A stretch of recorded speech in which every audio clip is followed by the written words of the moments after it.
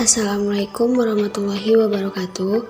Perkenalkan, nama saya Siti Raisah, NIM 11910320232 dari kelas MPI AP3D, Prodi Manajemen Pendidikan Islam, Fakultas Tarbiyah dan Keguruan Universitas Negeri Sultan Syarif Hasyim Riau. Adapun maksud dan tujuan saya dalam membuat video ini adalah untuk memenuhi salah satu tugas mandiri dari mata kuliah Manajemen Berbasis Sekolah.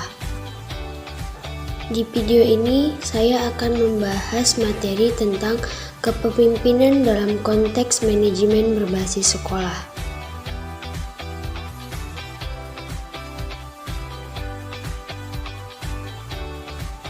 Manajemen berbasis sekolah merupakan terjemahan dari School Basic Management yang muncul pertama kali di Amerika Serikat. Manajemen berbasis sekolah merupakan paradigma baru pendidikan yang memberikan otonomi luas pada tingkat sekolah dalam kerangka kebijakan pendidikan nasional.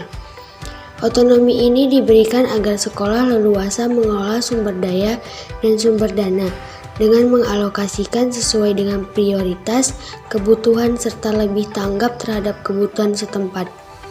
Dengan kata lain, bahwa manajemen berbasis sekolah menuntut sekolah untuk secara mandiri menggali, melokasikan, menentukan prioritas, mengendalikan, dan mempertanggungjawabkan pemberdayaan sumber-sumber baik kepada masyarakat atau pemerintah.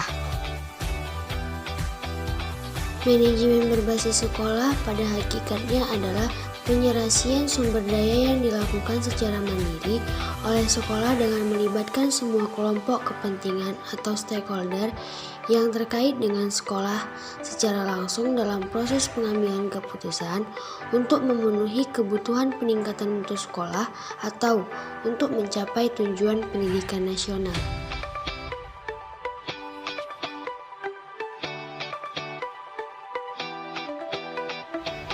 Kepemimpinan adalah terjemahan dari bahasa Inggris, yaitu leadership yang berasal dari kata leader yang berarti pemimpin.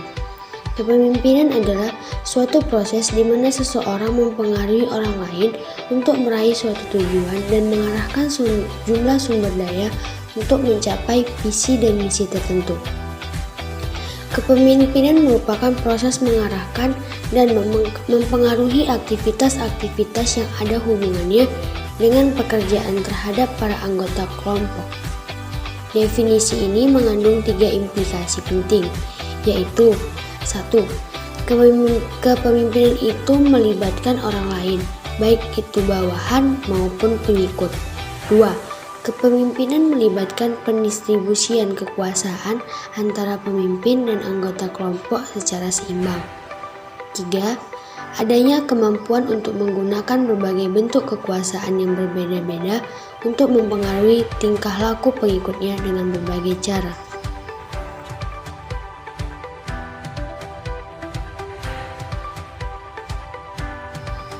Kepemimpinan mempengaruhi perilaku orang lain ke arah tujuan tertentu sebagai indikator keberhasilan seorang pemimpin.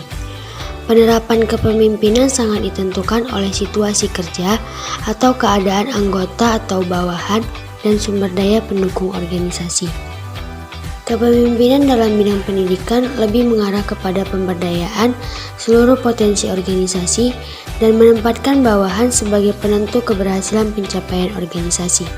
Maka, sentuhan terhadap faktor-faktor yang dapat menimbulkan moral kerjasama dan semangat untuk berpotensi menjadi perhatian utama. Perasaan dihargai dilebatkan dalam pengambilan keputusan yang berkaitan dengan bidang tugasnya dan perhatian pemimpin terhadap keluhan, kebutuhan, saran, dan pendapat bawahan merupakan prasyarat bagi terciptanya iklim kerja yang kondusif. Kepemimpinan merupakan fenomena universal dan unik. Siapapun akan menempatkan perilaku kepemimpinan ketika berinteraksi dalam format memberi pengaruh kepada orang lain. Ciri-ciri kepemimpinan adalah sebagai berikut. Pertama, adaptif terhadap situasi. 2. Waspada terhadap lingkungan sosial. 3. ambisius dan berorientasi pada pencapaian. 4. Tegas. 5. Kerjasama. 6. Menentukan. 7. Diandalkan. 8. Dominan atau berkeinginan dan berkekuatan. 9. Energik. Dan yang ke-10 percaya diri. Menjadi seorang pemimpin yang efektif secara alami hanya memerlukan seseorang untuk berhenti berusaha menjadi orang lain atau beberapa kombinasi dari orang lain. Tentu saja pemimpin yang efektif mulai dengan menjadi diri sendiri. Menurut Gayle Hertge dalam Sudarwan Dhanim bahwa karakteristik pemimpin yang efektif adalah sebagai berikut. Yang pertama, memiliki visi. Pemimpin dapat melihat kemana organisasi harus pergi sebelum orang lain melakukannya. Yang kedua, memiliki fokus untuk mencapai tujuan. Pemimpin melakukan apa yang masuk akal dan bekerja dengan basis keunggulan. 3. Memenangi dukungan. Memanfaatkan gaya dan aktivitas yang paling cocok untuk mereka sebagai individu. Yang keempat, secara alami lebih terfokus untuk menjadi daripada melakukannya. Pemimpin mengambil waktu untuk benar-benar tahu diri mereka sendiri. Yang kelima, tahu bagaimana mereka bekerja. Pemimpin belajar dari keberhasilan dan kegagalan, mengasah kemampuan, mengintegrasikan pengalaman, keterampilan, kompetensi, dan kesadaran dirinya. Yang keenam, secara alami tahu bagaimana memanfaatkan kekuatan. Yang ketujuh, tidak mencoba menjadi orang lain. Seorang pemimpin memahami bahwa bekerja untuk diri sendiri hanya seketika berada pada posisi terbaiknya. Yang ke-8, mencari orang-orang dengan berbagai ciri efektivitas alam. Pemimpin tidak hanya menghargai orang lain, melainkan juga bergantung pada orang lain untuk mengisi kekosongan. Yang ke-9, menarik orang lain. Pemimpin dari orang-orang ingin bekerja untuk dengan mereka. Yang 10, mengembangkan kekuatan, di mana pemimpin membangun kekuatan diri sendiri sambil berusaha untuk memperbaiki kelemahannya.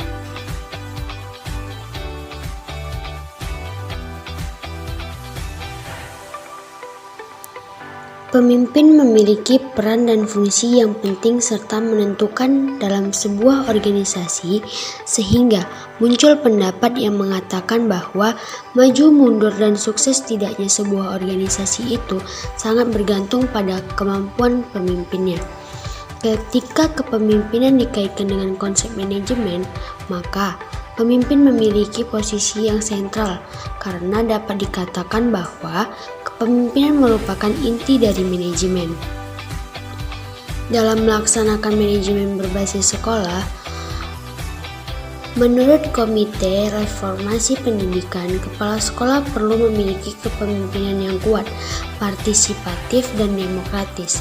Untuk mengakomodasikan persyaratan ini, kepala sekolah perlu mengadopsi kepemimpinan transformasional. Yang dimaksud dengan kepemimpinan transformasional adalah kemampuan seorang pemimpin dalam bekerja dengan atau melalui orang lain untuk mentransformasikan sumber daya organisasi secara optimal dalam rangka mencapai tujuan yang telah ditetapkan. Kepala sekolah yang memiliki karakter kepemimpinan transformasional diyakini akan dapat menjadi kunci bagi keberhasilan implementasi manajemen berbasis sekolah. Hal ini disebabkan karena karakteristik kepemimpinan transformasional sesuai dengan konsep manajemen berbasis sekolah. Keberhasilan tersebut terletak pada 1. Adanya kesamaan yang paling utama, yaitu jalannya organisasi tidak digerakkan oleh birokrasi, tetapi oleh kesadaran bersama. 2.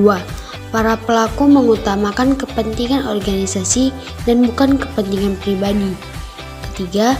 Adanya partisipasi aktif dari pengikut atau orang yang dipimpin.